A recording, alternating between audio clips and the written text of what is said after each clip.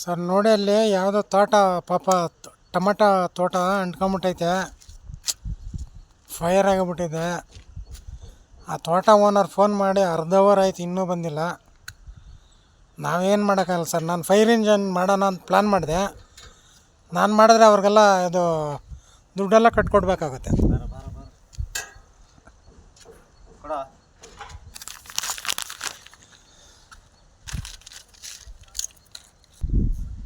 ನಾವೇನು ಮಾಡೋಕ್ಕಾಗಲ್ಲ ಸರ್.